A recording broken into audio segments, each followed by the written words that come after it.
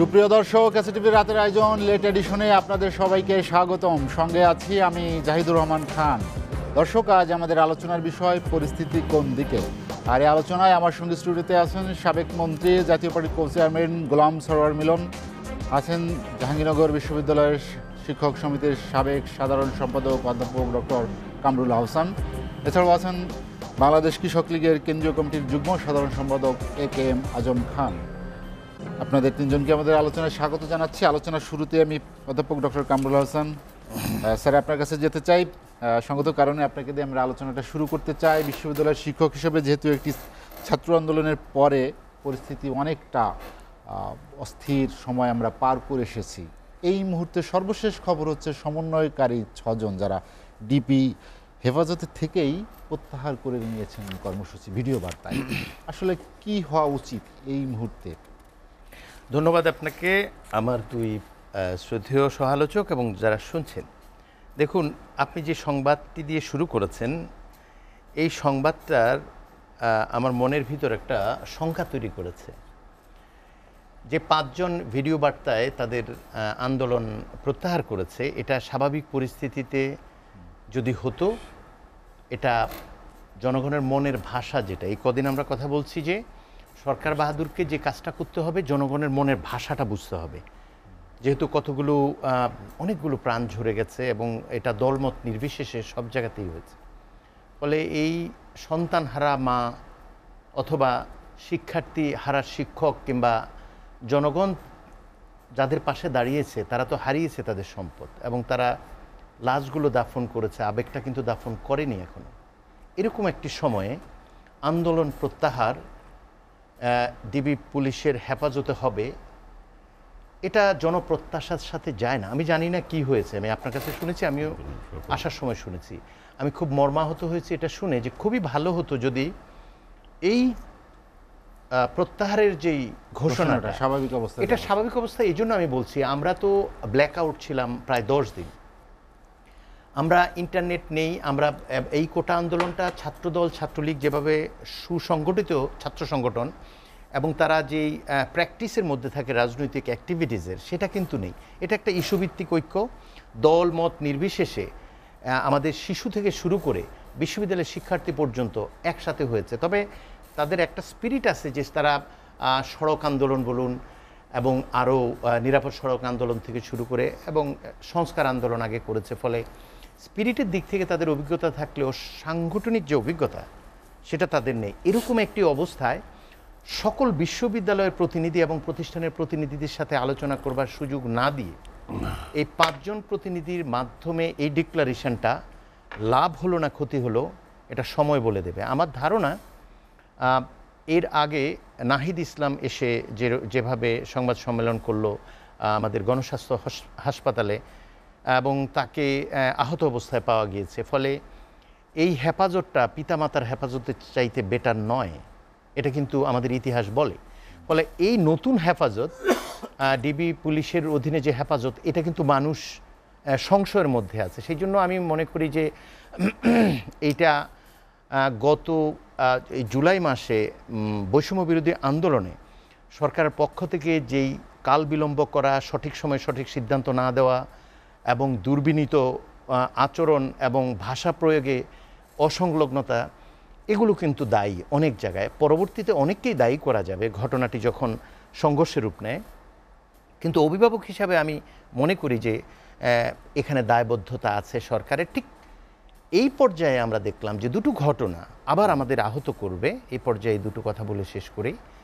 সেটা হচ্ছে, দেখুন, গতকাল দেখেছি এবং আজকের পত্রিকায় সেটা এসছে, আবু সাইদ তার যেই পুলিশের যে FIR-এর রিপোর্টটা, সেখানে আমি পত্রিকায় দেখেছি আজকে, দেখে আমার মনে হলো যে আন্দোলনকারীদের গুলি ইট পাটকেল ছোড়ায় একজন শিক্ষার্থী আহত হন এবং তাকে বন্ধুরা রংপুর মেডিকেল কলেজ হাসপাতালে নিয়ে যায় এবং সেখানে তাকে ডক্টর মৃত ঘোষণা করে। এরকম একটি FIR, যেখানে সিইং ইজ বিলিভিং, আমরা সবাই দেখেছি।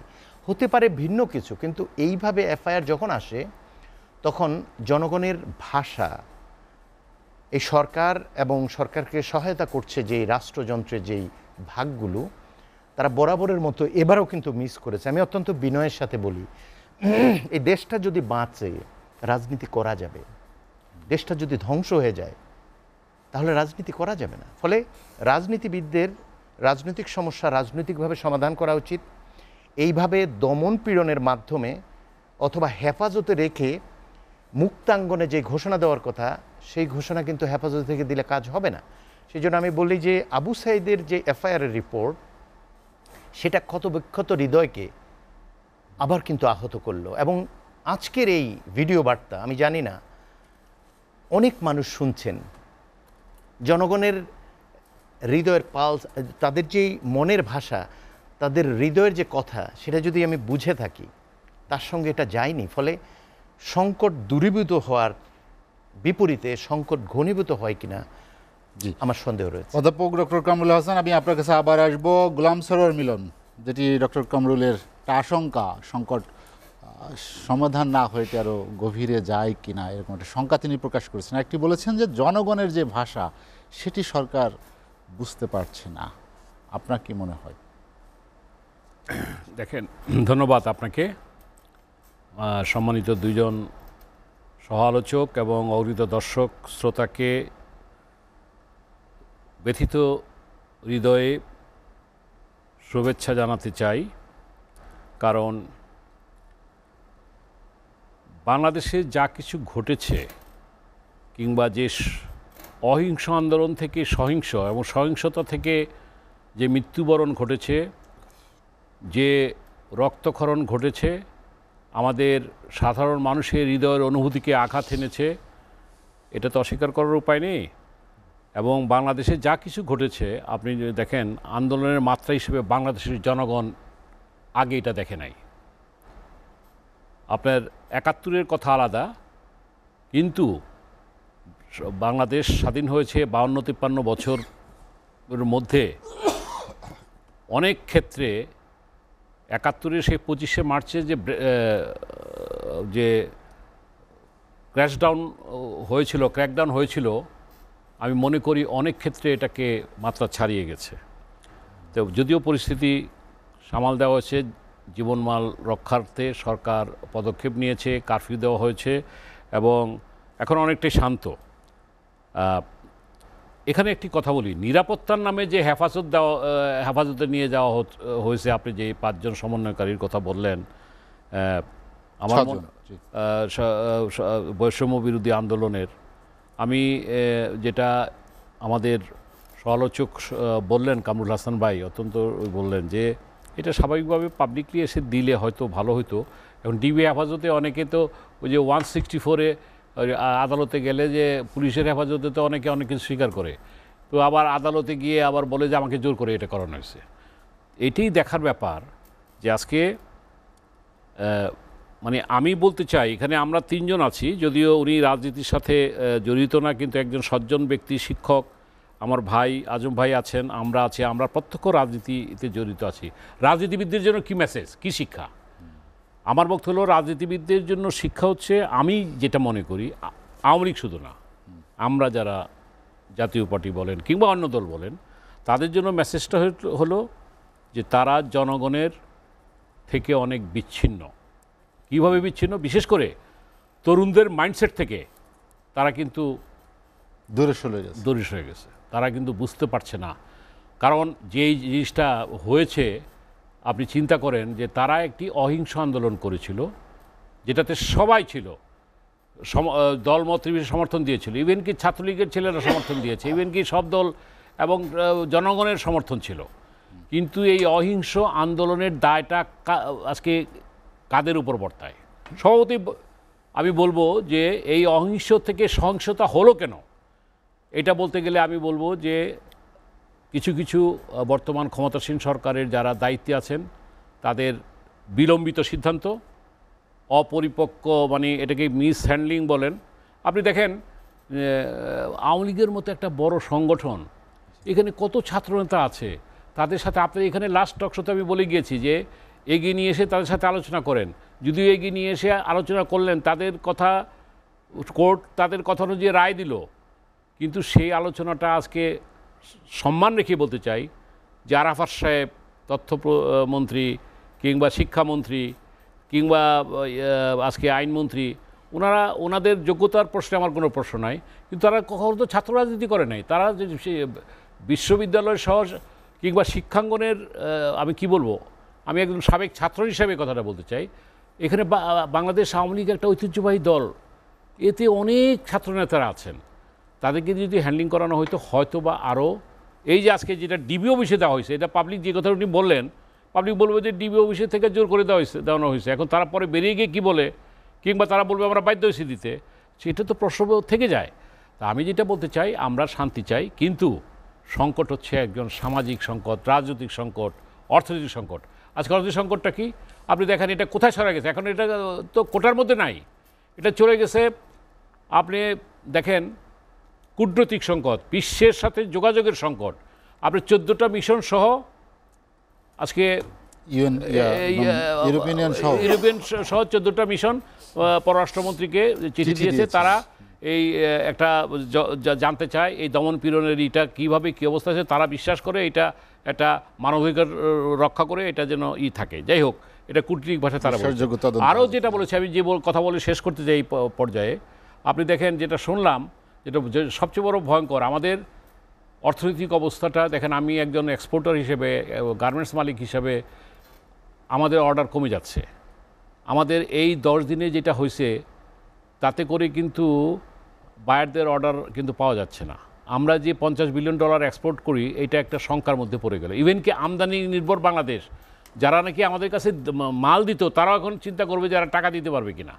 অর্থাৎ আমি যেটা বলতে চাচ্ছি যে আজকে আমাদের দেশের এই অর্থনৈতিক পরিস্থিতিটা আজকে স্বাভাবিক করা দরকার। পাশাপাশি প্রবাসী রেমিটেন্স, যেটা আমাদের বৈদেশিক মুদ্রার একটা অন্যতম একটা স্তম্ভ, এই বৈদেশিক যারা রেমিটেন্স পাঠায়, প্রবাসী যারা যোদ্ধা, তারা একটা স্লোগান তুলেছে। আপনি বলবেন ট্যাগ লাগিয়ে দিতে পারেন, আমার ভাই বলবে, আজম ভাই বলবে যে তারা জামাত শিবির। নাও, আজকে তাতেই সেখানেও আরব আমিরাত বলেন, মধ্যপ্রাচ্য বলেন, আমেরিকা বলেন, ইউরোপ বলেন, সেখানে মিছিল হয়েছে, আন্দোলন হয়েছে, এবং সেখানে তারা বলছে শাটডাউন রেমিটেন্স। এটা তো আমাদের জন্য ভালো না। অর্থাৎ আমি যেটা বলতে চাই, কোটা আন্দোলনটা এখন কোটার মধ্যে সীমাবদ্ধ থাকছে না। আজকে বাংলাদেশের পুরোপুরি নির্বাচনী ব্যবস্থা থেকে আরম্ভ করে এই যে হ্যাভ অ্যান্ড হ্যাভ নটসের দ্বন্দ্ব, আমি এর আগেও বলছি, বৈষম্য যে বাড়ছে, ছাত্ররা তো বৈষম্য বিরোধী আন্দোলন, তাদের স্পিডটা হয়তো কোটায় ছিল, সরকার আদালত এটা সলভ করে দিয়েছে, কিন্তু আজকে দুর্নীতির যে অবক্ষয় আমরা দেখেছি, যে মাননীয় প্রধানমন্ত্রী স্বগোক্তি থেকে যিনি বলেছেন যে তার পিয়ন বাসার যে সহকারী ছিল সেও 400 কোটি টাকার মালিক। সুতরাং এই দুর্নীতির যে এইটা অবক্ষয় হয়েছে, এটা প্লাস দ্রব্যমূল্যের ঊর্ধ্বগতি, মূল্যস্ফীতি সহ সব কিছু মানুষকে কিন্তু মানে একটা অন্য পর্যায়ে নিয়ে গেছিল। নির্বাচনে এই প্রজন্ম ভোট দিতে পারে না, সুতরাং প্রত্যেকেই ক্ষিপ্ত ছিল। সেই ক্ষিপ্তর কারণে কিন্তু স্ফুরণটা হয়েছে, এই স্পার্কটা হয়েছে। এখানে কিন্তু আমরা যদি, আমি আজম বা একজন সজ্জন ব্যক্তি, আমি জানি তাকে দূর থেকে, উনি রিজনেবল কথা বলবেন।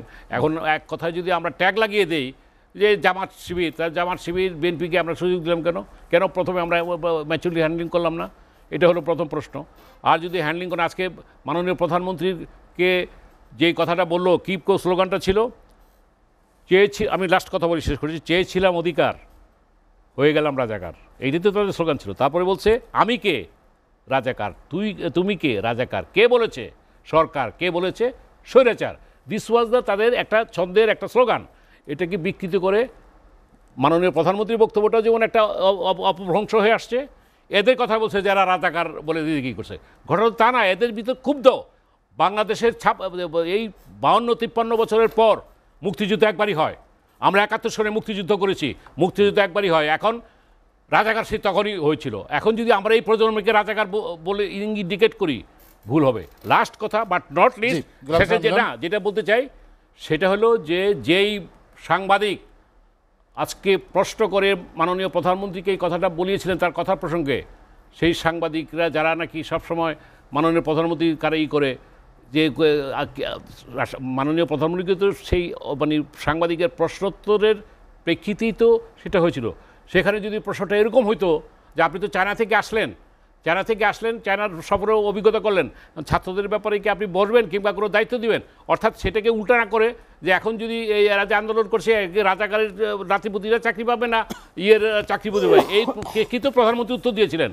কেন সেই প্রশ্নটা সাংবাদিকের পক্ষ থেকে প্রশ্ন করে কেন প্রভোগ করা হয়েছে, আজকে জনগণ এটা জানতে চায়। এই দায় সেই সংশ্লিষ্ট সাংবাদিককেও নিতে হবে। গোলাম সালাম মিলন, আমি আপনার কাছে আবার আসবো। একেএম আজম খান, আপনি শুনছিলেন গোলাম সালাম মিলন বলছিলেন যে এই গত কয়েকদিনে আমরা যদি একটু পেছনে ফিরে যাই, গত কয়েকদিনের যে অবস্থা, যার মধ্য দিয়ে ঢাকাবাসী সারা দেশবাসী গেল, সময় কাটালো, আপনি কি মনে করেন সেখান থেকে আসলে মেসেজটা কি রাজনৈতিক দলগুলোর জন্য, বিশেষ করে ক্ষমতাসীন দলের জন্য? শিক্ষা কি? ধন্যবাদ আপনাকে, ধন্যবাদ এসিটিভির সম্মানিত দর্শকবৃন্দদেরকে, ধন্যবাদ আমার সঙ্গে দুই বিজ্ঞ সহালোচক সহ যারা দেখছেন। আসলে বিষয়টা দুঃখজনক, অনাকাঙ্ক্ষিত। বাংলাদেশের মানুষ, স্বাধীনতার সপক্ষের কোনো শান্তিপ্রিয় মানুষ, এমন একটি দুর্ঘটনা ঘটতে পারে বাংলাদেশে, এটা কারো কাম্য নয়, প্রত্যাশা নয়।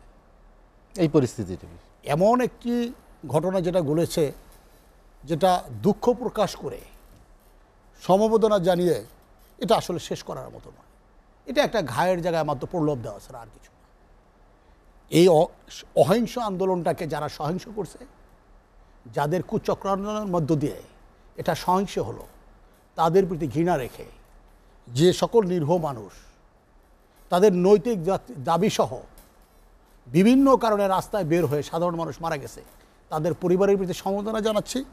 যারা দুনিয়া ছেড়ে চলে গেছেন তাদের বিদ্রোহী আত্মার মাগফিরাত কামনা করছি। এছাড়া আসলে বলার মতো উল্লেখযোগ্য তেমন কোনো কিছু নাই। তবে একটি কথা না বললেই নয়, স্বাধীনতার 53 বছর পরে পরাজিত শক্তি আজকে 2024 সালে এসে তারা একটা সাকসেস মিশনের কাছাকাছি চলে এসেছে। এই পরাজিত শক্তি কারা? 71-এ যারা পরাজিত হয়েছে, পাকিস্তানিদের প্রেতত্তারা, যারা বাংলাদেশ নামে রাষ্ট্রটি চায়নি, যারা বাংলাদেশটাকে ধ্বংস করে দিতে চেয়েছিল, সেই সকল অপশক্তি, যারা কখনো বাংলাদেশে থেকে যারা 1 মিনিটের জন্য মনে প্রাণে বাঙালি হয় নাই, এই জঙ্গি গোষ্ঠীটাই আজকে কখনো জামাত রূপে, কখনো শিবির রূপে বিএনপির মধ্য দিয়ে আত্মপ্রকাশ করেছে। যদি বিএনপি আলারা মুক্তিযোদ্ধার দল দাবি করে, তাহলে তারা কিভাবে তাদের ভিতর থেকে আত্মপ্রকাশ ঘটলো? নাকি বিএনপিও জামাতের সুরে থেকে, 71 থেকে আলাদা একটি ব্যানার ব্যবহার করে? আমি জানি না, একজন জাতীয়তাবাদী শিক্ষক সমিতির নেতা আছেন এখানে, ডক্টর কামরুল সাহেব, সাবেক একজন সফল মন্ত্রী আছেন জাতীয় পার্টির, তারা দুইজনে এটা ব্যাখ্যা করবেন। কারণ তিনি রাষ্ট্র পরিচালনার অনেক অভিজ্ঞ সম্পন্ন তিনি মন্ত্রী ছিলেন, আর একজন শিক্ষক, জাতির বিবেক, একটা বিশ্ববিদ্যালয়ের শিক্ষক, আজকে বিবেকহীন হয়ে বসেছে কিনা আমার সেটা জানা নাই। যেখানে আজম ভাই, যেখানে বিএনপি শীর্ষ নেতারা গ্রেফতার হচ্ছেন নাশকতার মামলায়, সেখানে ব্যাখ্যার কি আর প্রয়োজন আছে? আপনার আজকে যদি এই টেলিভিশনের সেটের সামনে দাঁড়িয়ে বসে লক্ষ কোটি মানুষের সামনে যদি কোনো বিবেকবান মানুষ তার বিবেকটাকে ধ্বংস করে, যারা দেশটাকে ধ্বংস করতে চেয়েছে, যারা বাংলাদেশটাকে শেষ করে দিতে চেয়েছে, যারা বাংলাদেশটাকে পুরে আঙ্গার করে দিতে চেয়েছে, তাদের পক্ষে কথা বলে, তাহলে এর চেয়ে কষ্টের এবং লজ্জার আর কিছু থাকতে পারে না। আপনি বলেন, আওয়ামী লীগের সঙ্গে কারো শত্রুতা থাকতে পারে, বিরোধ থাকতে পারে, কিন্তু জাতীয় সম্পদ থাকতেই পারে। জাতীয় সম্পদ কি অন্যায় করেছে বলেন? পৃথিবীর কোন দেশে আছে? কোন দেশে রাজনৈতিক আন্দোলন হয় না, সরকার পতনের আন্দোলন হয় না? কিন্তু জাতীয় সম্পদ কারা ধ্বংস করে? আওয়ামী লীগ তো বিরোধী দলে ছিল 21 বছর টানা। বলেন তো আমরা একটা উল্লেখযোগ্য জাতীয় সম্পদ ধ্বংস করেছি?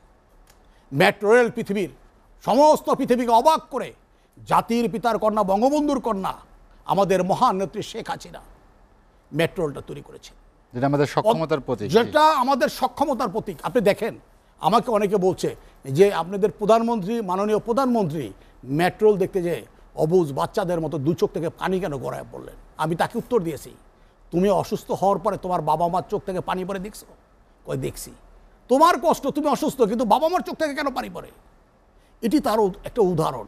এই মেট্রো রেলটা তার হৃদয় থেকে তৈরি করছে আমার মাননীয় নেত্রী বঙ্গবন্ধুর কন্যা, তার হৃদয় থেকে মেট্রো রেলটা তৈরি করছে বাঙালির জন্য। বাংলাদেশের মানুষের জন্য।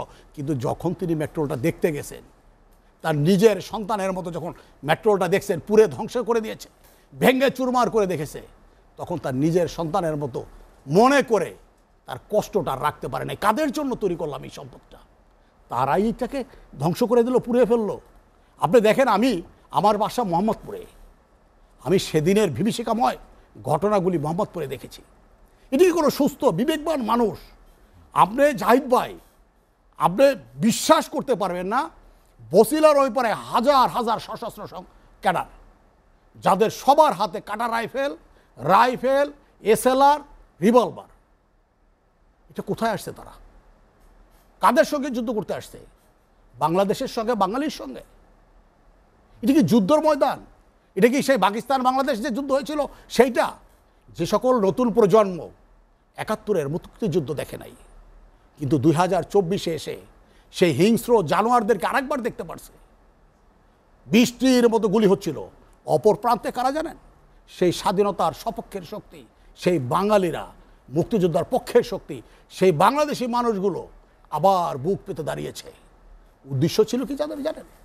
তারা মনে করেছিল এই বাঙালির রক্তের উপর থেকে রক্ত পাড়িয়ে তারা গণভবন দখল করবে, শ্রীলঙ্কা বানাইতে চেয়েছিল।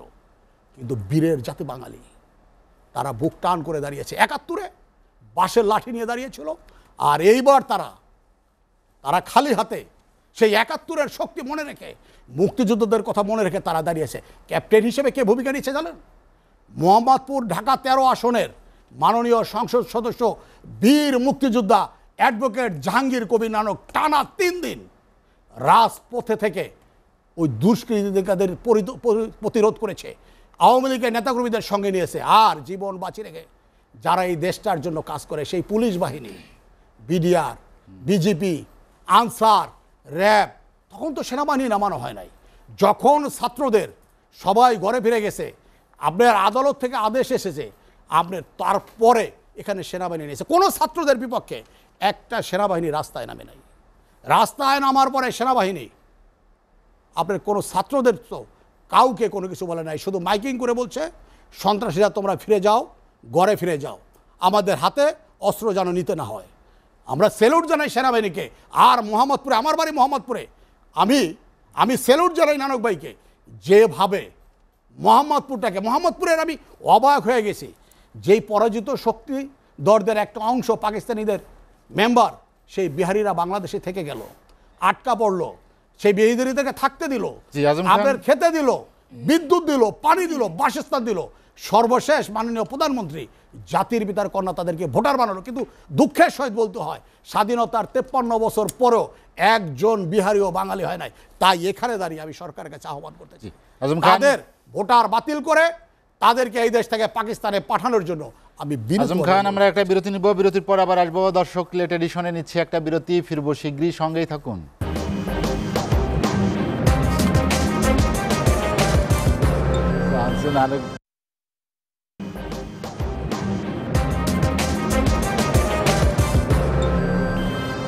দেখছেন এসটিভি রাতের আয়োজন, লেট এডিশন। বিরতির পর আমরা আবারও ফিরছি আলোচনায়। অধ্যাপক ডক্টর কামরুল হাসান, আমরা যেটি নিয়ে আলোচনা করছিলাম, বিশেষ করে আজম খান বেশ কয়েকটি কথা বলেন। আপনি শুনেছেন যে কি পরিস্থিতিতে কেন তিনি সহিংসতার কথা উল্লেখ করেছেন, এরা আসলে শিক্ষার্থীরা করতে পারে কিনা শিক্ষক হিসেবে, বা কারা করলো তাদের শনাক্ত করা গেল কিনা, বা এখন যারা গ্রেফতার হচ্ছে তাদের উপরই দোষারোপটা পড়ছে কিনা। ধন্যবাদ। আমি আজম ভাই যেটা বলেছে আমি শুনেছি। আসলে হচ্ছে কি, যেহেতু শিক্ষক, একটা রাজনীতির ছোট্ট একটা কথা বলে নেই, প্রত্যেকটা মানুষই আসলে রাজনীতির সাথে সম্পৃক্ত। সকাল থেকে সন্ধ্যা পর্যন্ত যতগুলো সিদ্ধান্ত সরকার গ্রহণ করে, এগুলো আমাকে এফেক্ট করে। আমার বেতন কত, আমার শার্টের দাম কত, আমি কোন জায়গায় কত টাকা দিচ্ছি। ফলে আমি রাজনৈতিক এই জন্য নাগরিক হিসাবে যেই পরিচয়ই থাকি, কারণ আমার সারা দিনের সিদ্ধান্তগুলো যারা গ্রহণ করবে তারা আমার ম্যান্ডেট পেয়ে যেতে হবে। যখন আমরা দেখি আমার বেতন কত হবে, যেমন প্রত্যয় স্কিম, আমার একটা বিদ্যমান ব্যবস্থা যেখানে আমার সুবিধা ছিল সেটাকে কর্তন করে দেওয়া হয়েছে। আপনারা সেই জায়গায় আমি যেতে চাই না, সেটা আলাদা একটা আলোচনার বিষয়। কোনো প্রয়োজন ছিল না। অহেতুক গোটা শিক্ষক সমাজকে দলমত নির্বিশেষে একটা মানে হাস্যকর জায়গায় এবং তাদের অভিমানের জায়গায় নিয়ে গেছে, যেটা রাজনৈতিক অদূরদর্শিতা। যাই হোক, এই যে বিষয়টা তখনই রাজনীতি আসে যখন আমার সারাদিনকার যে সিদ্ধান্তগুলো আপনারা নিচ্ছেন সেটা আমাকে প্রভাবিত করে। ফলে আমি যে কোনো রাজনৈতিক আদর্শের পক্ষের লোক হতে পারি। আমি প্রায়ই যেটা বলি যে আমার বাবার নাম আপনার বাবার নাম তো এক হওয়ার দরকার নেই, আমাদের দুজনের যেটা অতি জরুরি ভালো মানুষ হওয়া। আর দুই পক্ষ থাকলেই তো ডায়ালেকটিক হবে। সারা পৃথিবীতে দুইটা প্রভাবশালী দল থাকে, শুধুমাত্র আমাদের এখানে দেখলাম যে একটা দল আরেকটা দলকে নির্মূল করাকে রাজনীতি মনে করে। এবং সেই কারণে আমার মনে হয় এই জাতিটি একটি রাষ্ট্র পরিচালনার জন্য উপযুক্ত রাজনৈতিক দল তৈরি করতে পেরেছে কিনা আমার এখনও সন্দেহ আছে। শিক্ষকের জায়গা থেকে কথা বললাম, একটু চিন্তা করতে হবে। এবং এটার সাথে যুক্ত করি, তৃতীয় পক্ষ আওয়ামী লীগের মতো দল যখন বিএনপি জামাতকে সিঙ্গেল আউট করে, মনে রাখতে হবে এটা 2023-এর 28 অক্টোবর নয়, 24-25 হাজার রাজনৈতিক নেতাকর্মীকে একসাথে জেলে ঢুকিয়ে দিয়ে 7ই জানুয়ারি নির্বাচন করেছি। আওয়ামী লীগ বিএনপি এরা বুঝে রাজনীতি কিভাবে করতে হয়, তারা সময় মতো নিজের জায়গাটা দখল করে কিংবা প্রেশার তৈরি করে। এবার ইস্যুভিত্তিক যে রাজনীতি আমাদের কোমলমতি শিক্ষার্থীদের, সবাই ভুলে গেছে এরা সড়ক আন্দোলনের, এরা কোটা বিরোধী আন্দোলন যখন করেছে তখন স্কুলের শিক্ষার্থী ছিল, হেলমেট পরে এদেরকে আঘাত করা হয়েছে, তারা তখনও থামেনি। এই বাচ্চাগুলো এখন বিশ্ববিদ্যালয়ের শিক্ষার্থী। ভুলে গেলে চলবে না যে ছাত্রদল আর ছাত্রলীগ করলেই রাজনৈতিক সচেতনতা বাড়ে। এরা হচ্ছে এমন একটি সমাজে বড় হয়েছে যেখানে অভিভাবকরা মতিউর কিংবা আজিজ বেনজির, এরা এমন একটি প্রজন্ম যাদেরকে আমি ফেসবুকের সন্তান মনে করতাম। আমি লজ্জিত, আমি অবনত মস্তিষ্কে তাদের এই চেতনাকে আমি অভিবাদন জানাই। তারা বলে দিয়েছে যে আজির বেনজির আমাদের পিতা হতে পারে না। এটা কিন্তু কোটা সংস্কার আন্দোলন নয় 18-র মতো, এটা হলো বৈষম্য বিরোধী আন্দোলন, যেটা মিলন ভাই বলেছে। আপনাদের জনগণের ভাষা এই নতুন প্রজন্মের ভাষা আপনারা বুঝেন না। একসময় আমরা পাকিস্তান তৈরি করবার জন্য যুদ্ধ করেছি, এই মানুষগুলাই। আরেকবার আমরা পাকিস্তান থেকে আলাদা হয়ে বাংলাদেশের জন্য প্রাণ দিয়েছি। সেই বাংলাদেশ এখন বৈষম্যের বাংলাদেশ। 40 লক্ষ বেকার যুবক নিষ্ক্রিয় অবস্থায় আছে, 40 লক্ষ। এবং তারা কেমন যোগ্য দেখেন, যারা হচ্ছে এই আন্দোলনগুলো করছে আজ। বুঝতেই পাচ্ছেন রাজনৈতিকভাবে কতটা সচেতন হলে এই বৈষম্য বিরোধী আন্দোলন যেখানে পিতা অভিভাবকদের করবার কথা, তাদের কাঁধে এসেছে সেটা। এরকম একটি অবস্থায় যখন এই শিক্ষার্থীদেরকে আপনি জামাত বিএনপি তৃতীয় পক্ষকে শুধু সিঙ্গেল আউট করে আপনি এক্সকে প্রধান আসামি করে অজ্ঞাত 1000, মনে রাখবেন এটা আমি বলি সকল পুলিশ ভাইদের বলি না, থানার কিছু উপার্জন হবে আর কোর্টের কিছু বাণিজ্য বাড়বে, আমাদের উকিল ভাইদের অনেকের কাজের কাজ কিছুই হবে না। মনে রাখবেন এইবার যদি ভুল করেন, this is the last warning on behalf of them towards the government and guardians, irrespective of parties and everything. এটা আমি খুব সিরিয়াসলি ইমোশন থেকে বলছি। আমি ফিলসফি পড়াই, এথিক্স পড়াই, আমি বারবার এই কথাটা প্রত্যেকটা আলোচনায় বলি, প্লিজ কাম ইন সেন্স। আপনারা বুঝতে পাচ্ছেন না, এটা জামাত বিএনপির ইস্যু না। আপনি জামাত বিএনপিকে কি করবেন, কাদের ইস্যু একটু বলি। আমি তো অনুমান করি 130টি কিশোর গ্যাং আছে ঢাকায়। এদেরকে কে প্রশ্রয় দিয়ে বড় করেছে বলুন তো? যারা ক্ষমতায় আছে। আমি সব কাউন্সিলর ভাইদের কথা বলছি না। বলুন তো দুদুকে কতগুলো দুর্নীতির অভিযোগ আছে? 2500-এর কাছাকাছি। যখন বেনজির এবং মতিউরদের তালিকা প্রকাশ শুরু হয়েছে, অনেকে তো সন্দেহ করছে এই তালিকাটা যদি দীর্ঘ না হয়, সেজন্য একটা ক্যাওয়াটিক সিচুয়েশন যদি হয়, আর এই কিশোর গ্যাং যদি বড় বড় স্থাপনায় এ ধরনের অগ্নিসংযোগ করে, তাহলে জামাত বিএনপিকে রাজনৈতিক কৌশলে যেমন জেলেবন্দি করা যাবে, তেমনিভাবে আমাদের যেই দুর্নীতির বিশাল ফিরিস্তি আসছে, সরকার অর্থনৈতিক একটা বড় ধরনের সংকটে পড়বে। আর একটার পর একটা বিলম্ব করে ভুলের তো শেষ নেই। মাননীয় সরকার প্রধানের একটা ছোট বিষয় নিয়ে বাচ্চাদের অভিমান হয়েছে। ওবায়দুল কাদের সাহেব আমাদের অত্যন্ত গুরুত্বপূর্ণ প্রবীণ নেতা, তিনি ছাত্রলীগকে তাদের দায়িত্বটি প্রথম আদালতের ঘাড়ে দিয়েছেন, পরে ছাত্রলীগের ঘাড়ে দিয়েছেন। ওরাও তো আমাদের বাচ্চা, ওরা তো বিশ্ববিদ্যালয়ে এসছে ভর্তি পরীক্ষা দিয়ে সংগ্রাম করে, অসম্ভব মেধাবী। আপনাদের সিস্টেমে আমাদের ওখানে আমরা দেখেছি ধর্ষক হয়ে এবং পেশি শক্তি এবং ওই ধরনের একটা ভয়ঙ্কর মূর্তি নিয়ে তারা বড় হচ্ছে। এই দায় কার? সেই ছাত্রলীগকে কেন দায়িত্ব দিবেন? আপনারা ভুল সেটা করেছেন। আপনারা ইন্টারনেট বন্ধ করে দিয়েছেন। কেন ইন্টারনেটে কি সবগুলো কিলিংয়ের বিষয় যায়নি? আমি শুধু অনুরোধ করব সরকার বাহাদুরের যারা আছেন এই মিডিয়া উইংয়ে, শুধুমাত্র দ্য গার্ডিয়ানের রিপোর্টটা একটু পড়েন, please take note of it, those who are listening to me. ইন্ডিপেন্ডেন্টের রিপোর্টটা পড়েন, কি লিখেছে ব্রিটিশ। তারপর এরাইজ নিউজে কি লিখেছে একটু পড়েন, আমি যেহেতু অন রেকর্ড বলছি, দয়া করে পড়েন। যারা মাননীয় প্রধানমন্ত্রীকে বিভ্রান্ত করতে চান, অনেক সময় কনস্ট্রাকটিভ ক্রিটিসিজম সাহস নিয়ে বলতে হয়, ধমকের মুখেও বলতে হবে, ফ্ল্যাটারিং করে কখনোই ভালো কিছু করা যায় না। আমরা মিলন ভাই একটা জিনিস ইঙ্গিত করেছেন, প্রভোগ করা হচ্ছিল চীন থেকে আসার পর, বারবার বলা হচ্ছিল প্রত্যয় স্কিম নিয়ে আমি প্রস্তুতি নিচ্ছি, আমি আরও স্টাডি করছি। এমনভাবে প্রশ্ন করা হলো যে 16 কোটি 17 কোটি মানুষ আনন্দে ভাসছে প্রত্যয় স্কিমে, যেখানে আমাদের গ্র্যাচুইটি বাদ দিয়ে দিয়েছে 80 লক্ষ টাকা জীবনের শেষে একবার পাবো, সেইটা নাকি আনন্দে ভাসছে সবাই। তখন উনি একটা কথা বললেন, তোরা আন্দোলন করলে কর, টায়ার্ড হলে পরে দেব। উনি হয়তো ইনফর্মালি বলছেন, কিন্তু এই কথাটা তা ওনাকে বলানো ঠিক হয়েছে সেদিন অন রেকর্ড? আমি সেই জন্য বলছি, আগে দেশটা বাঁচান, রাজনীতি করা যাবে। আমার পরিচয় তো একটা থাকবেই, কিন্তু তার চেয়ে বড় পরিচয় আমি দেশের একটা নাগরিক, আমি দেশপ্রেমিক হতে চাই। আমি যখন ক্লাসরুমে যাই, আমি কি কোনো শিক্ষার্থীকে আলাদা করে কোন দল করে? তাহলে তো শিক্ষকের পর্যায়েই পড়ি না আমি। আপনার একটা রাজনৈতিক পরিচয় থাকবে, আপনার বাবার নাম থাকবে, সেটা তো আমার সার্টিফিকেট লেখার দরকার নেই। তাতে করে কি ভালো মানুষ হওয়াতে সমস্যা আছে? তাহলে সব কেন আপনার দল করতে হবে? এই বিষয়টা শিখতে হবে। আপনাকে বলছি, আল জাজিরার নিউজগুলো ভালো করে ফলো করেন, তাহলে ইন্টারনেট শাটডাউন করে ব্ল্যাকআউট করে কী লাভ হলো? আপনার কি বাংলাদেশ ব্যাংক প্রধানমন্ত্রীর অফিস হ্যাকড হয়নি? আপনার ব্ল্যাকআউট করে কী লাভ হলো? আপনি এই প্রজন্ম সম্পর্কে আপনাদের ধারণা আছে? এদের সম্পর্কে আপনারা জানেন ওরা কোন লেভেলে থাকে? তারা আমাদের সাথে বিচ্ছিন্ন অভিমান করে। আপনি ইকোনমিস্টের রিপোর্টটা পড়েন। আমি অন রেকর্ড এই জন্য বলছি যে হয়তোবা এই জিনিসগুলোকে সঠিকভাবে প্রডিউস করা হয় না, যেখানে পক্ষে যায় সেটুকু বলে সরকার প্রধানের ঘনিষ্ঠ হওয়ার চেষ্টা করি। এটাই হচ্ছে সংকটের মূল কারণ। পৃথিবীর প্রত্যেকটি বড় দেশে দুটো দল, জনসম্পৃক্ত দল, তাদের আদর্শের ফাইটটা করে। আপনি ব্রিটেনে দেখেন, লেবার আসছে, কনজারভেটিভ চলে গেল এবং কি সুন্দর করে কথা বলল। আপনি আমেরিকায় দেখেন, এই ডেমোক্রেট রিপাবলিকদের অবস্থা দেখেছেন, পর্যায়ক্রমে আসে। দুটো শক্তিশালী, তিনটা শক্তিশালী দল যদি না থাকে, তাহলে মানুষের পছন্দ অর্ডার করবার সুযোগ থাকে না। একটা দল কেন থাকবে? আপনারা দেশের চেতনার শব্দটা আনেন। এই প্রজন্ম দেশের চেতনা, সেটা হচ্ছে বৈষম্যহীন, অর্থনৈতিকভাবে সমৃদ্ধ 40 লক্ষ নিষ্ক্রিয় যুবক দেখতে চায় না। তারা চায় সকলে সমান অধিকার পাবে মেধার ভিত্তিতে।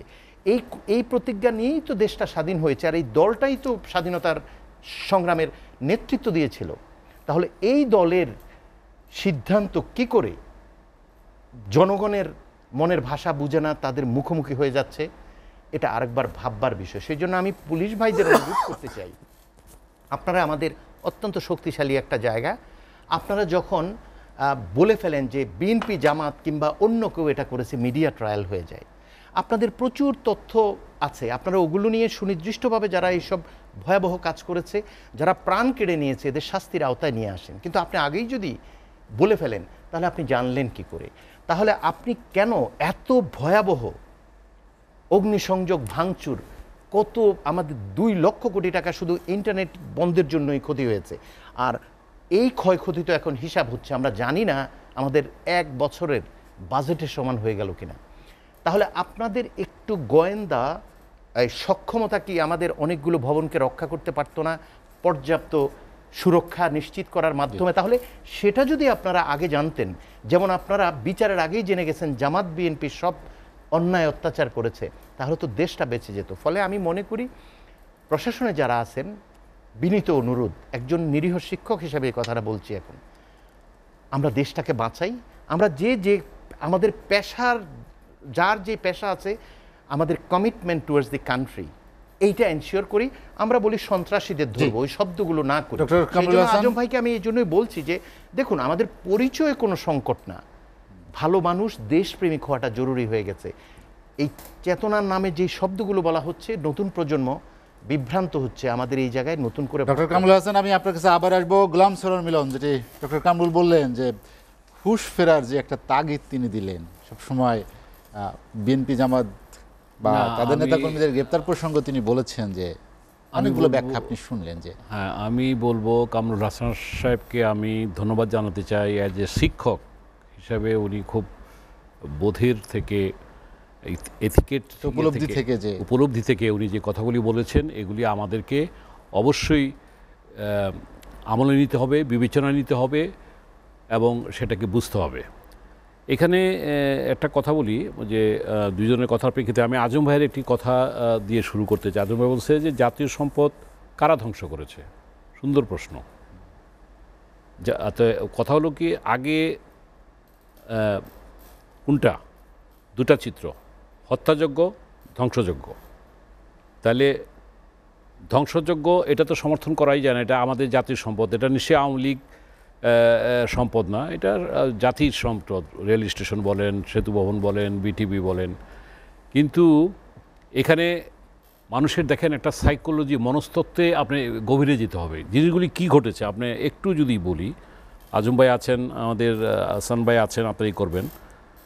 ছাত্রদের আন্দোলন যে যৌক্তিক ছিল তার প্রমাণ হলো সুপ্রিম কোর্ট রায় দিয়েছে, সরকার প্রজ্ঞাপন করেছে।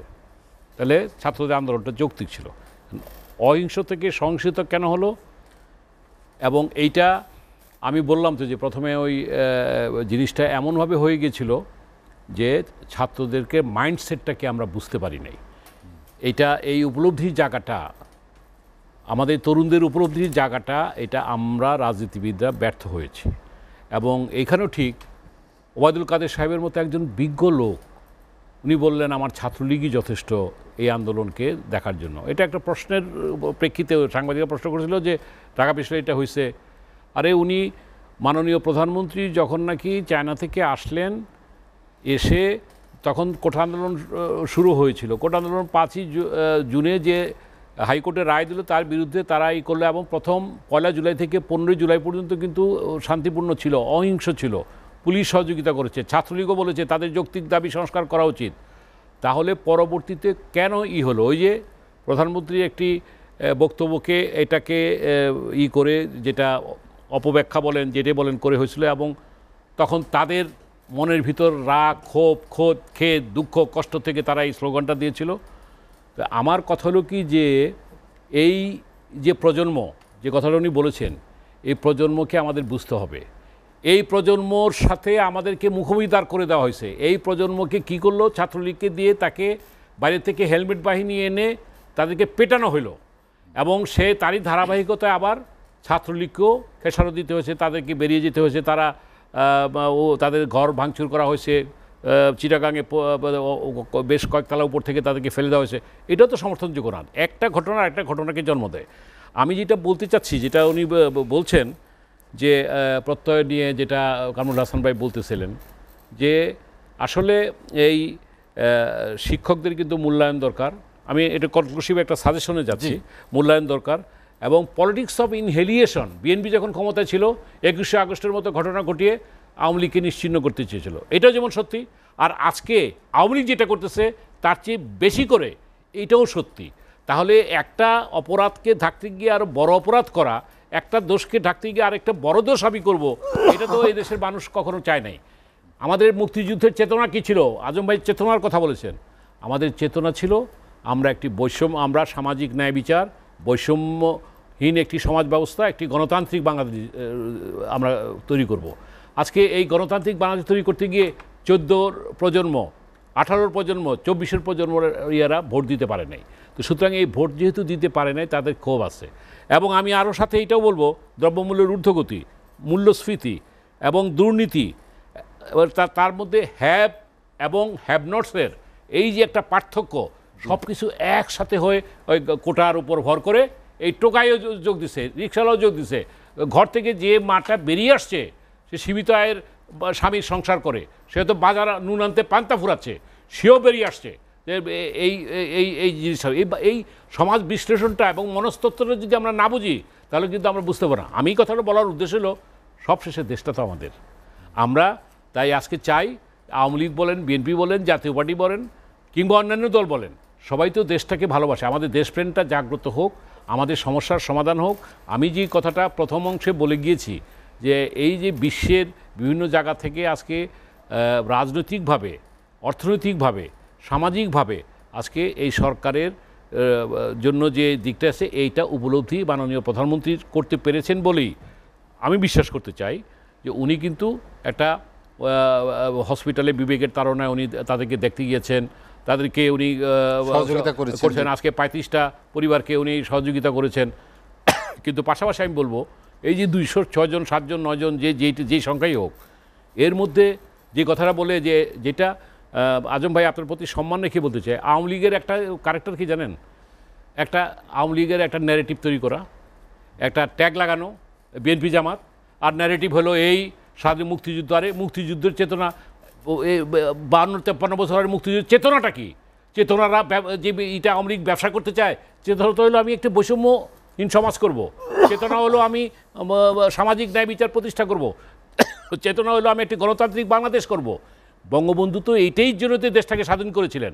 এখন চেতনা দিয়ে যদি ওই রক্তের আমার মুক্তিযোদ্ধা ছিল, আমার নাতি যে তাকেও সমাজের সেইটা হবে মুক্তিযুদ্ধের জন্য করে না। আমি শেষে এইটুকুই বলতে চাচ্ছি, লাস্ট কথাটা হলো যে আমার বাবা যদি, আমার দাদা যদি রাজাকার থেকে থাকে, আমি নাতি হিসাবে আমি কি মুক্তিযুদ্ধের চেতনা লালন করতে পারি না?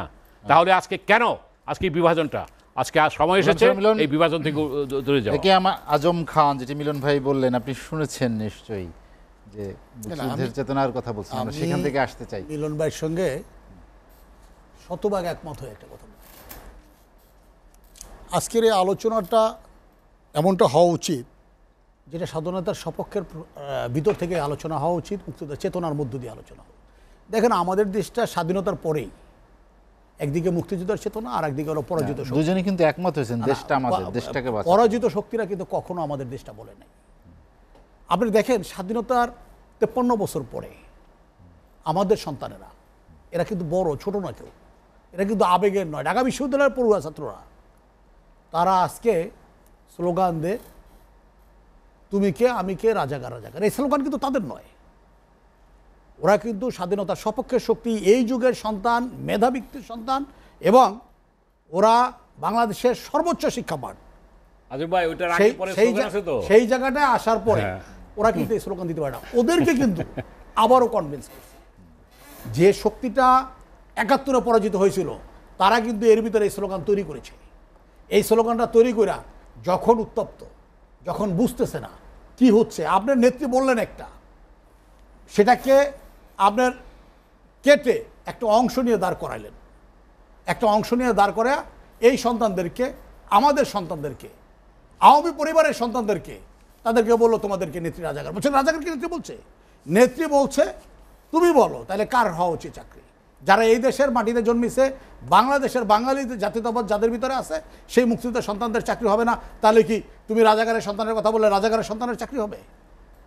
চাকরি হবে, বাঙালিদের চাকরি হবে, বাঙালির সন্তানদের চাকরি হবে। তবে চেতনাটা আজকে আমাদের আরও একটু বেশি হওয়া উচিত। দেখেন আপনার যারা মুক্তিযোদ্ধার কোঠা নিয়ে কথা বলেছে, সেই সকল ছাত্র নেতাদেরকে আজকে ডিবি অফিসে নিয়েছে, তাদেরকে কিন্তু টর্চার করার জন্য নেয় নাই। তারা তাদের সিকিউরিটির অভাব মনে করতেছিল। দেখেন আত্মঘাতী হামলা হতে পারে, একটি ছেলে যদি কোনো কারণে দুর্ঘটনা ঘটে, এর পুরো দায়ভার কার উপরে পড়বে? তাই তাদেরকে ওখানে নেওয়া হয়েছে, তাদের পরিবারের লোকজনকে নেওয়া হয়েছে, তাদের আত্মীয় স্বজনকে নিয়েছে। তারা কিন্তু একটা যে যার পরিবার নিয়ে কিন্তু সুন্দর একটা পরিবেশ আছে। তাদেরকে দেখানো হয়েছে যে কিভাবে এই আন্দোলনটাকে ডাকাতি করে নেওয়া হয়েছে তোমাদের উপরে চাপিয়ে দিয়ে। তারা যখন সব কিছু দেখছে, বুঝছে, তখন কিন্তু তাদের চক্ষুটা খুলে গেছে। যাই হয় আমরা কোথায় ছিলাম, আমাদেরকে কিভাবে আমাদেরকে বিভ্রান্ত করে ফেলেছিল। তাদেরকে কিন্তু ওই যে আপনি যে কথাটা বললো যে 164 করছে না, পুরো পরিবারের লোকজন নিয়ে তারা কিন্তু আনন্দ আয়েশ আছে, এবং তাদেরকে ডিটেলসটা দেখানো হচ্ছে পুঙ্খানুপুঙ্খ করে, রাষ্ট্রের বিভিন্ন জায়গা থেকে কানেকশন করে ষড়যন্ত্রগুলো তাদের সামনে আনা হয়েছে। তাই আমি বলতেছি, বিরতি নিতে চাই আজম ভাই, বিরতির পরে আবার আসি। দর্শক, লেট এডিশনে নিচ্ছি আর একটা বিরতি, ফিরবো শীঘ্রই, সঙ্গেই থাকুন।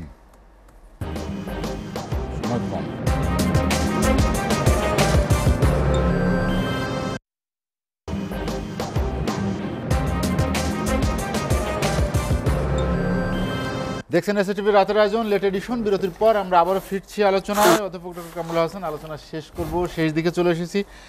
যে কয়েকটি বিষয় আজম খান সামনে নিয়ে এসেছেন, যে শিক্ষার্থীদের কেন হেফাজতে নেওয়া হয়েছে, তাদের নিরাপত্তাজনিত নানা বিষয় আছে, তাদের কিছু হলে দায়টা কোথায় গিয়ে দাঁড়ায়, দায়ের কথা বললেন। সার্বিক দায় আসলে কার উপর? আসলে দায়ের তুলনায় দায়িত্বটা বেশি গুরুত্বপূর্ণ।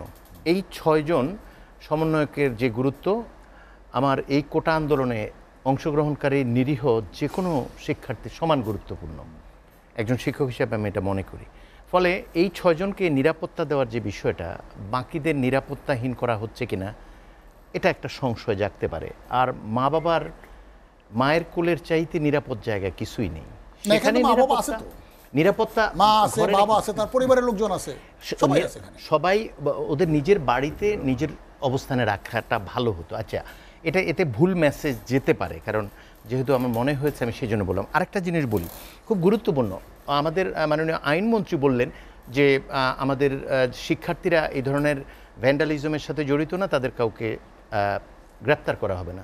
অথচ গতকালের পত্রিকায় আমি দেখেছি জাহাঙ্গীরনগর বিশ্ববিদ্যালয় অজ্ঞতা নামে অনেকের বিরুদ্ধে মামলা করা হয়েছে শিক্ষার্থী, এবং শেরেবাংলা কৃষি বিশ্ববিদ্যালয়ের এবং রাজশাহী বিশ্ববিদ্যালয়ের সুনির্দিষ্টভাবে শিক্ষার্থীদের বিরুদ্ধে মামলা করা হচ্ছে। এখন প্রশ্ন হচ্ছে যে আমরা যদি বক্তব্য দেওয়ার সময় একটা করি আর বাস্তবে অন্যটা করি, এই স্ববিরোধিতা খুব ক্ষতি করবে। যেমন আমরা দেখেছি যে নির্বাহী বিভাগ এই কাজটা করতে পারে না বলে যেভাবে মন্ত্রী মহোদয়রা 15 তারিখের আগে আদালতের উপর দায় চাপিয়ে দিয়েছেন, মাননীয় প্রধানমন্ত্রী পরবর্তীতে আন্দোলনের এই পরিস্থিতিতে অথবা ওবায়দুল কাদের সাহেবের এই বক্তব্যের পরে তারিখ কিন্তু এগিয়ে নেওয়া হয়েছে, এবং গোটা জাতি দেখলো যে নির্বাহী বিভাগ এখানে ভূমিকা রাখতে পারে। এবং এখনও নির্বাহী বিভাগের উপর দায়িত্ব দেওয়া হয়েছে, যেহেতু নারী কোটা নেই এবং এখানে আরও অনেক কিছু ভাববার আছে। যেখানে সংসদে 50টি আসন আপনারা রেখেছেন নারীর জন্য, সংখ্যায় বেশি। তাহলে এইটা কি আসলে অবজারভেশনে নতুন কিছু আসবে না? সমাধান কি আসলে করতে, আদালত যা করার complete justice, they have done their job, কিন্তু বাকিটা তো নির্বাহী বিভাগের ছিল। এই কথাটা 15 তারিখের আগে যদি আমরা বুঝতে পারতাম, তাহলে 15 থেকে এই 28 তারিখ পর্যন্ত পত্রিকার রিপোর্ট অনুযায়ী 210 জনের বেশি, আর বাস্তবে কয়টা আমরা এখনও তো জানি না। সেই জন্য আমি বলছি যে এখন যেই পথটা, লাস্ট যে অনুরোধটা, সেটা হলো আমরা যদি এখন একটা বিশেষ দলকে বা একটা গোষ্ঠীকে দায়ী করে এখানে দায়িত্ব এড়াতে চাই, মানে দায়টাকে বেশি গুরুত্ব দেই দায়িত্বের তুলনায়, তাহলে কিন্তু ভুল বোঝাবুঝি বাড়তেই থাকবে। ফলে সংশ্লিষ্ট যারা আছে প্রত্যেকেরই আসলে একটু থামা উচিত। কারণ অর্থনৈতিকভাবে যে অবস্থা, দেখুন, আমি জাস্ট 1 সেকেন্ডে শেষ করে দেই। আপনি দেখুন জাতিসংঘের সেই মানবাধিকার কমিশনের কাছে যেভাবে 150 জন দিয়েছে, যে অনুরোধ করেছে, চিঠি দিয়েছেন মার্কিন পররাষ্ট্র দপ্তর এবং আমাদের যেই আন্তর্জাতিক অংশীজন যারা আছেন উন্নয়নের, তারা কিন্তু প্রত্যেকেই মিডিয়া সহ অত্যন্ত সিরিয়াস অবজারভেশন দিয়েছেন। ফলে এই কঠিন অর্থনৈতিক দুরবস্থার মধ্যে সরকার বাহাদুর কিন্তু যত রকমই বিএনপি বা জামাতকে শাসাতে পারবেন হয়তো, প্রাণও করে নিতে পারবেন, কিন্তু বন্দুক দিয়ে আর যাই হোক অর্থনৈতিক এই ধস কিন্তু ঠেকানো যাবে না। ফলে আমরা এখানে প্রায়োরিটি সেট করার ক্ষেত্রে অর্থনীতিটা, দেশটাকে আগে রাখি, তারপর শাসন করা যাবে। সময় নেই, আলোচনা শেষ করতে চাই। আপনাকে অসংখ্য ধন্যবাদ। গোলাম সরোয়ার মিলন, আমরা যেটি নিয়ে আলোচনা করছিলাম, একটি বিষয় আপনি দেখেছেন যেটি সরকারের প্রতি যে আহ্বান জানিয়েছেন ডক্টর কামরুল হাসান, কিছুটা হলেও সরকার কি সে বিষয়টা উপলব্ধি করতে পারছে? আপনি দেখছেন মাননীয় প্রধানমন্ত্রী হাসপাতালে ছুটে যাচ্ছেন, আহতদের পাশে দাঁড়াচ্ছেন, তাদের সহায়তা করছেন। আপনি এর মধ্যে বলেছেন, সরকারের কি আপনার মনে হয় যে উপলব্ধিটা হয়েছে? অনেকটা বলে গেছি যে মাননীয় প্রধানমন্ত্রীর লাস্ট ভাষণটা কিন্তু অবশ্যই আমলে নেওয়ার মতো। তিনি কিন্তু বলছেন সে যে দলেরই হোক, যে মতেরই হোক, কোনো হত্যাকে যেমন সমর্থন করা যায় না, কিংবা তাদের আহতদেরকে চিকিৎসার দায়িত্ব নিয়েছেন দলমত নির্বিশেষে। এটা উনি ওনার বক্তব্যে এবং ওনার পদক্ষেপে সেটা উনি করেছেন। কারণ আমি এই কথাটা বলবো যে 206 জন, 7 জন, 200 জন, 150 জন যাই হোক, মাত্র 35 জনকে দিচ্ছে, বাকিগুলিকে দৃশ্যমান পদক্ষেপ তাকে দেখাতে হবে, যাতে করে যে তাদেরকে সহযোগিতা করেছেন। আমি আরেকটা কথা বলতে চাই যে আজম ভাইরা যে একটা আওয়ামী লীগের একটা কথাই আছে যে ন্যারেট করে দেয় যে বিএনপি জামাত যদি উনি বলতেছিলেন ত্রিমুখীয় যুদ্ধ হয়েছে, কোথায় পাইল? তাহলে এই যে যারা মারা গেছে, এই মারা যাওয়ার মধ্যে আওয়ামী লীগের মানে ছাত্ররা ছিল। আওয়ামী লীগের প্রচুর কর্মী মারা গেছে। আচ্ছা, আওয়ামী লীগের প্রচুর করো, তাহলে জামাত না, যেটা প্রচুর বলতেছেন, প্রচুর না, কয়েকটা ঘটছে। আমি বলি তাহলে 207 জনের মধ্যে কয়জন আওয়ামী লীগ মারা গেছে, কয়জন সাধারণ মারা গেছে? না, কথা শোনেন, আসতে হবে। এবং এই জামাত শিবির যে বলা হয়, আমি স্বরাষ্ট্রমন্ত্রী বলেছেন 147 জনের কথা, আমি 11 জন আওয়ামী লীগের নেতা কর্মী। ওকে, 11 জন মেনে নিলাম। 11 যদি আওয়ামী লীগের কর্মী হয়ে থাকে, বাকি তাহলে এরা কারা? এরা যদি বিএনপির হয় তাহলে, যদি শুধু শিক্ষার্থী সাধারণ, তাহলে বিএনপি জামাত তো এখানে নাই। কারণ গন্ডগোল করলে তো ওই গুলিতে তো তারাও ছিল। যে কথাটা বলার, আমি শেষ করি, বিএনপি জামাতরা তো করাইছে এটা, নাকি তারা হুকুমের আসামি? এটা ক্লিয়ার করতে হবে। যে বিএনপি জামাত যদি রিয়েলি জড়িত থাকে, কারণ ধ্বংসযজ্ঞ তারা করছে, যে নারেশনটা আওয়ামী লীগের পক্ষ থেকে দেওয়া হচ্ছে। আমার কথা হলো কি, ভিডিওতে ফুটেজ দেখে কারা ইন্ধন, তাহলে এটা আমি অনুরোধ করবো মাননীয় স্বরাষ্ট্রমন্ত্রীকে, এই সরকারকে, আওয়ামী লীগের 11 জন মারা গেছে আজকে বলছে, সাধারণ ছাত্রছাত্রী মারা গেছে, তাহলে বিএনপির এই যে ফুটেজে দেখা গেছে এই জামাতের জঙ্গি, যেমন আজকে জেলখানা যেটা হলো, আমরা নিন্দা করি নরসিংদী, যেটা এটা কি সরকারি, যেটা উনি বলে গেছেন গোয়েন্দা সংস্থার ব্যাপারে, শিক্ষার্থীরা এটা করে নাই। না, তাহলে শিক্ষার্থীরা যেমন করে নাই, এই ব্যর্থতার দায় কার? এতে কারা করলো? আমার কোনো ব্যর্থতার দায় কার? এটা কি গোয়েন্দা সংস্থার কাছে রিপোর্ট ছিল না? শেষ করতে চাই আমরা, ব্যর্থতার দায় কার? আমি শেষ করতে চাই, আজকে শিক্ষার সুষ্ঠু পরিবেশ ফিরিয়ে আনার জন্য ছাত্রলীগের লাগামটা টেনে ধরা উচিত, বিশ্ববিদ্যালয়ের সকল প্রতিষ্ঠান খুলে দেওয়া উচিত, এবং সংলাপের সংস্কৃতি এবং ইনক্লুসিভ একটা জাতীয় সমঝোতার মধ্যে আমাদের পুরো জিনিসটাকে আমরা ভবিষ্যতের দিকে আমরা মিলন, আপনাকে অসংখ্য ধন্যবাদ। ব্যর্থতার দায় কার? আমি একটা কথা বলতে চাই, যেটা সেটা হলো যে আজকে কারাই ধ্বংসযজ্ঞটা চালানো, কারা নিরীহ মানুষগুলোকে হত্যা করবে। আমাদের এখন সবার হাতে অ্যান্ড্রয়েড ফোন, সবার হাতে ক্যামেরা, এই ক্যামেরা প্রমাণ করবে এই নাক্কারজনক হত্যাকাণ্ডের সঙ্গে কারা জড়িত। যেটি বললেন যে সরকার সেটি নিরাপত্তা দিতে পেরেছে কিনা। আমরা ইতিমধ্যে আমরা যেটা কেরানীগঞ্জের একটা ঘটনা দেখলাম, এক ব্যবসায়ীকে পুলিশ মনে করে যারা হত্যা করলো তাদের 5 জন ধরা পড়ছে, 5 জনের ভিডিও ফুটেজ আছে, 5 জনেই ছাত্র দলের নেতা। এইরকম ঘটনা কারা ঘটাইছে এখন সময় আসছে সেটা হতে পারে। তবে আমার সন্তান যদি দুষ্কৃতিকারী হয়, আমার সন্তান যদি কোনো মানুষকে হত্যাকারী হয়, আমার সন্তান যদি জাতীয় সম্পদ ধ্বংস করে, তাহলে তাকে কি আইনের আওতায় আনা যাবে না? আমি আওয়ামী লীগ করে বিদায় কি তার আমার সন্তান অন্যায় করলেন? যদি কোনো দুষ্কৃতিকারী ছাত্র হয়ে থাকে, আমার সন্তান বলে তাকে ছাড় দেওয়ার কোনো সুযোগ নাই। ছাত্ররা আমাদের সন্তান, আমাদের ভাই। যদি আবারও বলি, যদি কোনো দুষ্কৃতিকারী বাংলাদেশে ছাত্রদেরকে কলঙ্কিত করতে চায়, ছাত্রদেরকে কালিমা রোপণ করতে চায়, তাকে আইনের আওতায় আনতে হবে, তার বিচার করতে হবে। এটাই হলো বাস্তবতা। আজম খান, আপনাকে অসংখ্য ধন্যবাদ। এটা ছাড়া এর বিকল্প কোনো কিছু। আলোচনা শেষ করব অধ্যাপক ডক্টর কামরুল হাসান এবং গোলাম সরোয়ার মিলন, আপনাদেরকে অসংখ্য ধন্যবাদ। দর্শক, জানিয়ে রাখি, লেট এডিশন পুনঃপ্রচার হয় সকাল 8টায়। আজ এ পর্যন্তই। ভালো থাকুন, সুস্থ থাকুন, এসএটিভির সঙ্গেই থাকুন।